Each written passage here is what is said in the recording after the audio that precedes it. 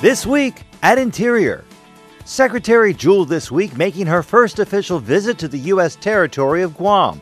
There she met with Governor Eddie Calvo and community and business leaders to underscore Guam's vital importance to the United States. Guam is a major home to U.S. naval and air bases in the Asia-Pacific region, and the Secretary met with DoD leaders to discuss upgrading and rebalancing those forces. She also took part in a beach cleanup service project with local young people and learned more about the invasive coconut rhinoceros beetles that are decimating Guam's palm trees. And she laid a wreath at the War in the Pacific National Historical Park, honoring the bravery and sacrifices of all those who took part in the Pacific theater of World War II.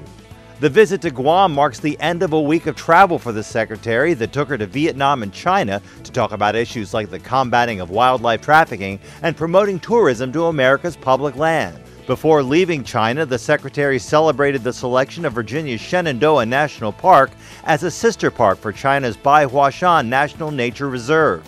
The sister park relationship will allow the parks to share lessons learned and foster international cooperation in preserving and promoting these protected areas.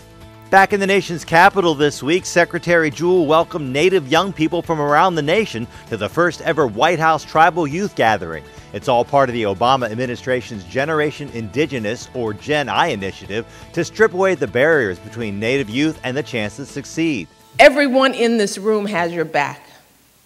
Everyone who's speaking at this summit, all those cabinet secretaries, all those powerful people who have come here for you, they have your back. And you definitely have a president and a first lady who have your back. We have learned from you and your elders, your parents, your tribal leaders, that you know best what to do for your people, and it is our job to help facilitate that self-governance and self-determination. The summit gives Native youth a direct pipeline to senior administration officials, as well as the White House Council on Native American Affairs, which is chaired by Secretary Jewel. Interior this week also announced nearly $12 million in grants to support tribal climate change adaptation and planning projects.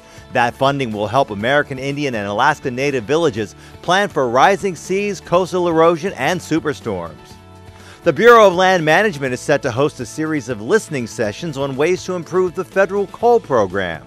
Coal is going to continue to be an important part of our nation's energy mix in the future. But the Government Accountability Office, our own Inspector General, and members of Congress from both sides of the aisle agree that the federal coal program needs reform. So we need to ask ourselves, are taxpayers and local communities getting a fair return from these resources? How can we make the program more transparent and more competitive? How do we manage the program in a way that's consistent with our climate change objectives? These are hard questions, but it's time for an honest and open conversation about modernizing the federal coal program, and we welcome that. To find out when and where those sessions will be held, check out DOI.gov. And San Antonio Mission selected this week as the nation's 23rd World Heritage Site.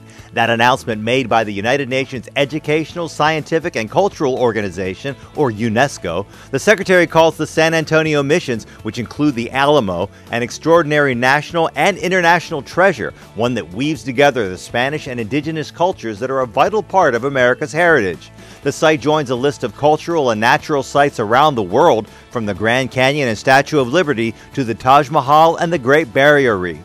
That's this week at Interior.